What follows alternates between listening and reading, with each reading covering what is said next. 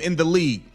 That don't matter when you standing in front of Caitlin Clark, Tiffany Hayes. I'm sorry. And all that yapping you was doing, that don't help, and that's not gonna stop her. If anything, you just gonna piss her off, and she really gonna destroy you like she did.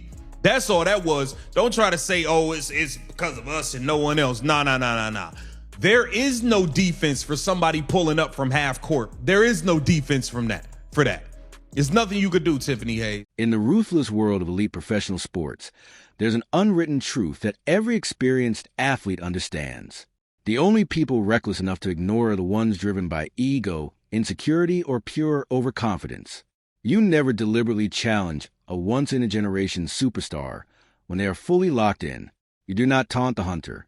You do not provoke someone capable of taking over an entire game by themselves. But under the bright spotlight of national television, Golden State Valkyries guard Tiffany Hayes acted as if those rules no longer applied to her. She willingly started both a mental and physical battle.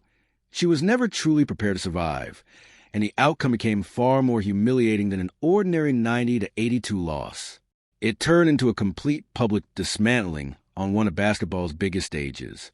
Welcome back to WNBA Pro, where today we break apart one of the fiercest, most emotionally charged, and psychologically crushing matchups the league has seen in recent years. This was not simply about points on the scoreboard or highlight plays. It was a collision between a superstar pushed beyond her limits and a veteran defender who completely collapsed once the pressure intensified. Anyone who believes Indiana Fevers went over the Valkyries was only about Caitlin Clark scoring 22 points missed the deeper battle unfolding throughout the night. We are diving into the critical error Tiffany Hayes committed, examining the exact moment Caitlin Clark shifted into another gear mentally, and exposing the unbelievable contradiction that followed during Golden State's post-game reactions. Before tip-off, Valkyries head coach Natalie Nakes appeared convinced she had finally solved the Caitlin Clark problem.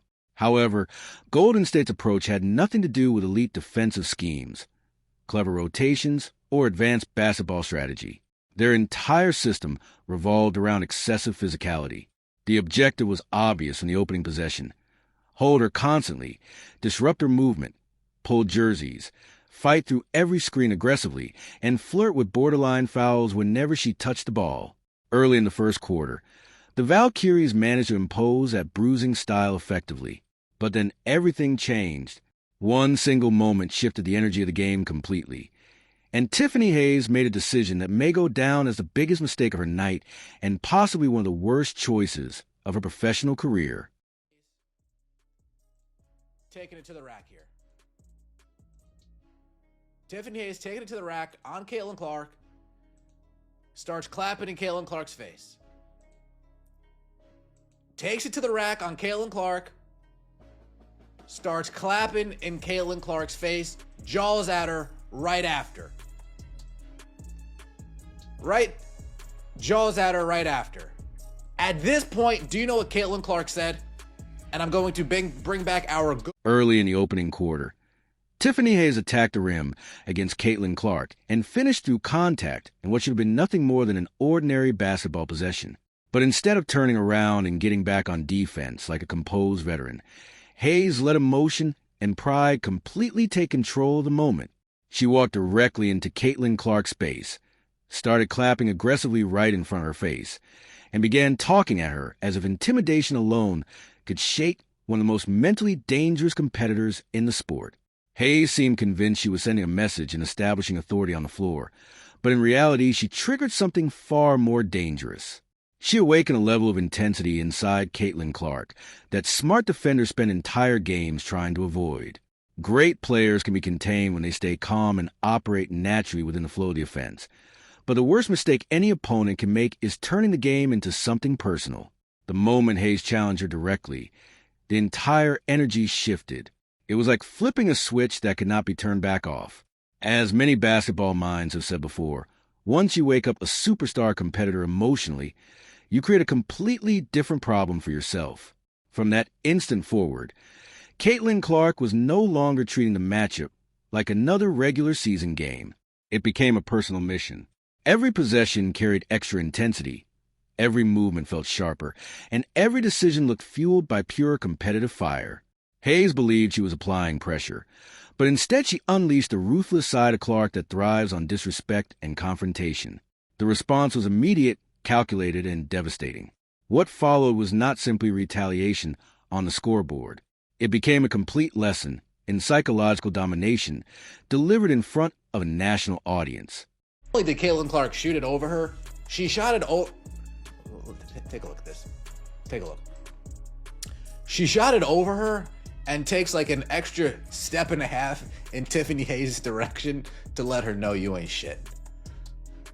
She takes an extra step and a half, boom, shoots it from the logo, lands, takes a couple extra steps just so Tiffany Hayes can feel her. And lets her know, yeah, you ain't shit. Yeah, you ain't shit. Oh yeah, that's right. It's just me and you. The game, game on.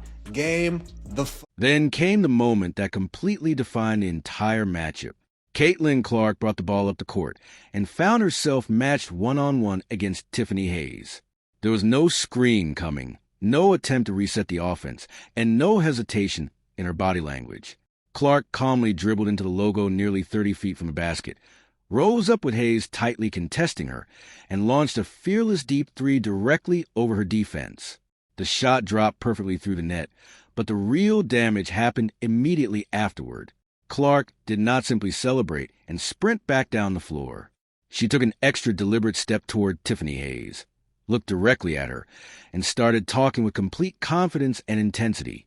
In that moment, she made it crystal clear that the earlier disrespect had backfired badly.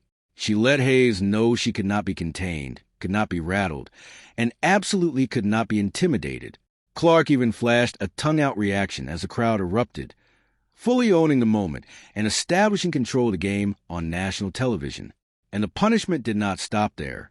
Later in the matchup, Clark isolated Hayes once again on the perimeter, created space with a cold-blooded step-back jumper reminiscent of Kobe Bryant's signature style, and buried another tough shot while Hayes struggled desperately to recover.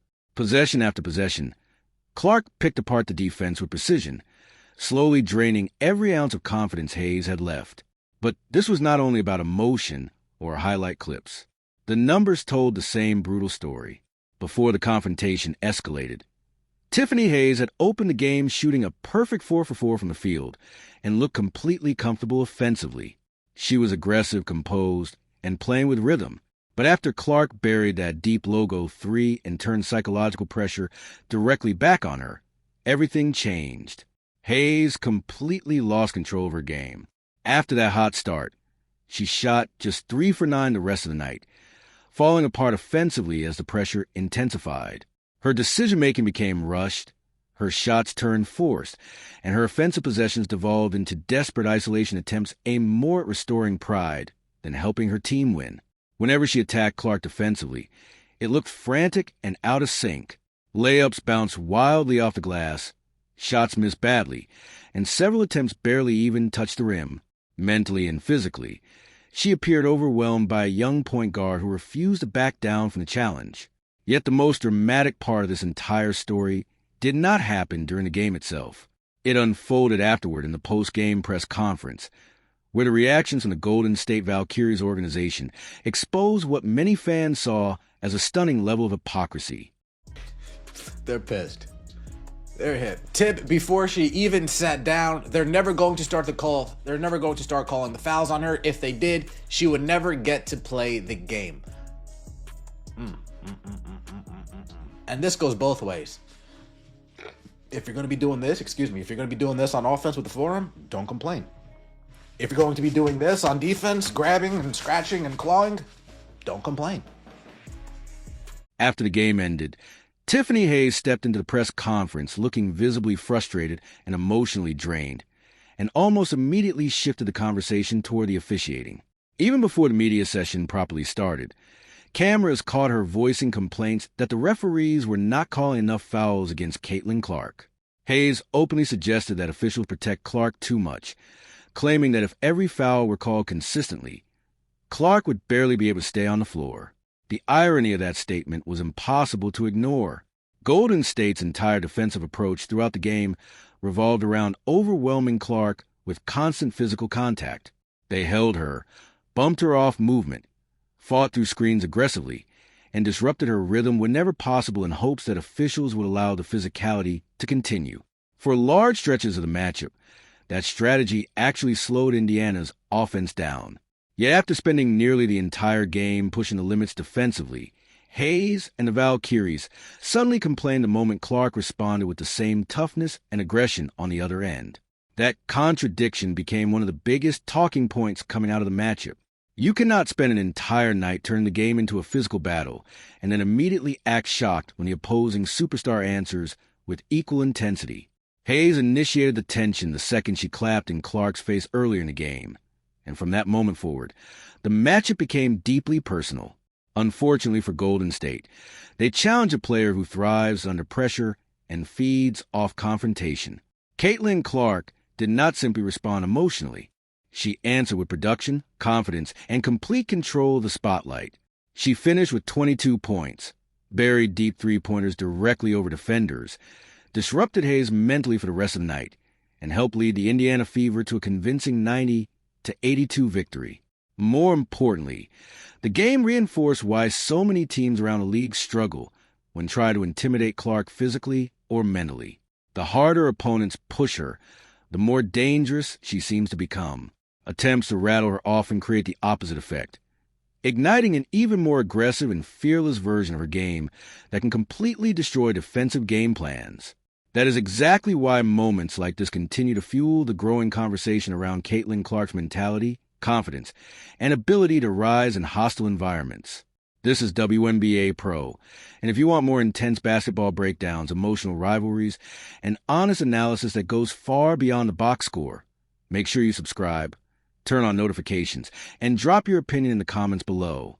Did Tiffany Hayes make a massive mistake by challenging Caitlin Clark directly? Or was the reaction afterward blown completely out of proportion?